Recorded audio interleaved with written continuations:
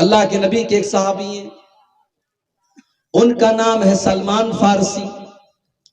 سلمان فارسی کے ایک بہت اچھے دوست ہیں، ان کا نام ہے ابو دردہ۔ سلمان فارسی مکہ کے مہاجر ہیں اور ابو دردہ مدینہ کے انصاری ہیں، دونوں میں بہت اچھا دوستانہ ہے، بھائی چارہ ہے۔ حضرت سلمان فارسی کو پتا چلا کہ میرے دوست ابو دردہ کا یہ حال ہے کہ وہ رات رات بھر نماز پڑھتے ہیں اور دن میں وہ روزہ رکھتے ہیں، اور بیوی بچوں سے ان کو کوئی مطلب نہیں ہے، بیوی کا حق ادا نہیں کرتے، بیوی کی طرف توجہ نہیں دیتے۔ تالی دونوں ہاتھ سے بجتی ہے۔ اسی لیے عبداللہ بن عباس کہتے ہیں کہ اگر عورت میرے لیے سجتی ہے، میرے لیے میک اپ کرتی ہے، میرے لیے اچھا کپڑا پہنتی ہے، تو میری بھی ذمہ داری ہے کہ میں بیوی کے لیے اچھا کپڑا پہنوں۔ بیوی کوئی مشین نہیں ہے بچہ پیدا کرنے کی کہ آپ نے بس اس کو ایک مشین بنا کے رکھ دیا۔ اگر بیوی آپ کے لیے سجتی اور سنورتی ہے تو آپ کا بھی حق ہے میرے بھائی، آپ کے اوپر حق ہے بیوی کا کہ آپ اپنی بیوی کے لیے سجیں، سنوریں، اپنے آپ کو اچھا بنائیں، یہ حق ہے بیوی کا آپ کے اوپر۔ حضرت ابو دردہ بیوی سے کوئی مطلب ہی نہیں رکھتے تھے۔ اب سلمان فارسی کو اپنے دوست کو سمجھانا ہے۔ بخاری کے الفاظ ہیں، سلمان فارسی اپنے دوست کے گھر آتے ہیں، سلام کرتے ہیں، دونوں دوست ایک دوسرے سے مصافحہ کرتے ہیں، گلے ملتے ہیں۔ اس کے بعد سلمان فارسی کے لیے کھانا پیش کرتے ہیں ابو دردہ۔ سلمان فارسی کہتے ہیں کھانا آپ کھائیں گے تب میں کھاؤں گا۔ ابو دردہ کہتے ہیں بھائی میرے میں تو روزہ ہوں، میں نے نفل روزہ رکھا ہے۔ کہا کہ نہیں، جب تک آپ اپنا روزہ توڑ کر کے میرے ساتھ کھانا نہیں کھائیں گے میں آپ کے گھر میں ایک لقمہ نہیں کھاؤں گا۔ آپ کی شیرسا آبادی برادری میں یہ چیز میں نے دیکھی ہے۔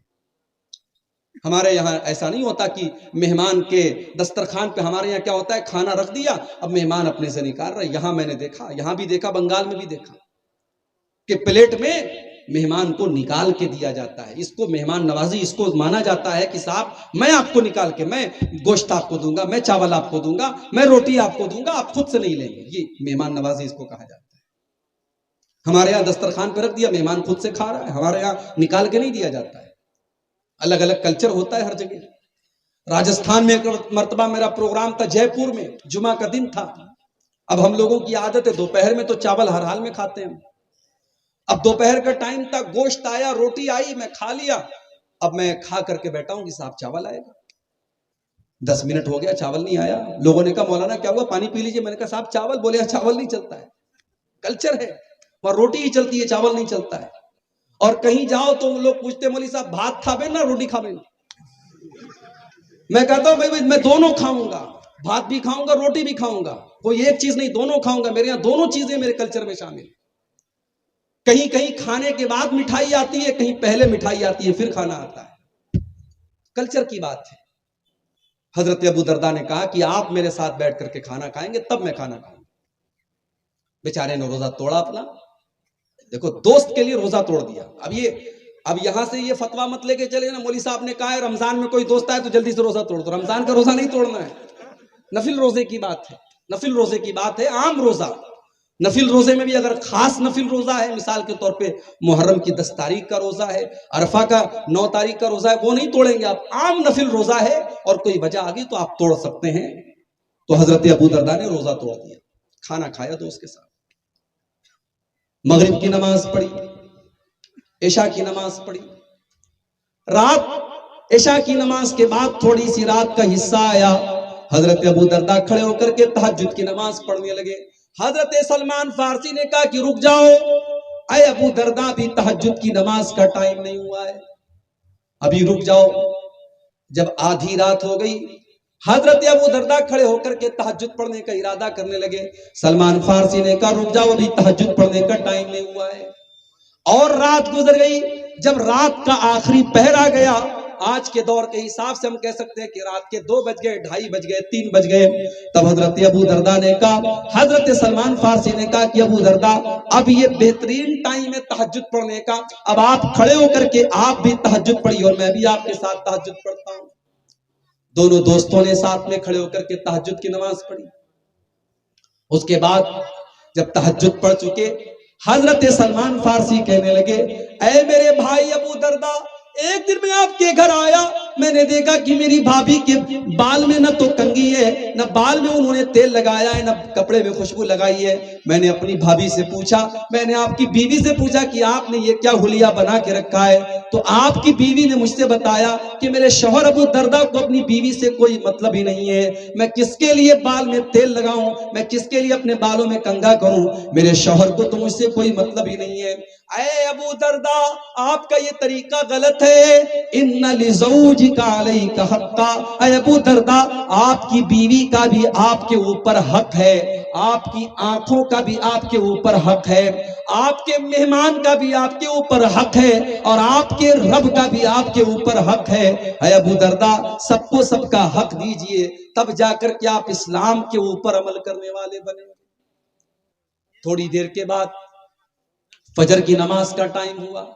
حضرت ابو درداء مسجد میں آتے ہیں اور اللہ کے پیارے نبی کے ساتھ فجر کی نماز پڑھتے ہیں، اور فجر کی نماز پڑھنے کے بعد اللہ کے پیارے نبی کو پورا معاملہ بتاتے ہیں، اور پورا معاملہ بتانے کے بعد کہتے ہیں، اے اللہ کے نبی، آج سلمان فارسی نے میرا روزہ توڑوا دیا۔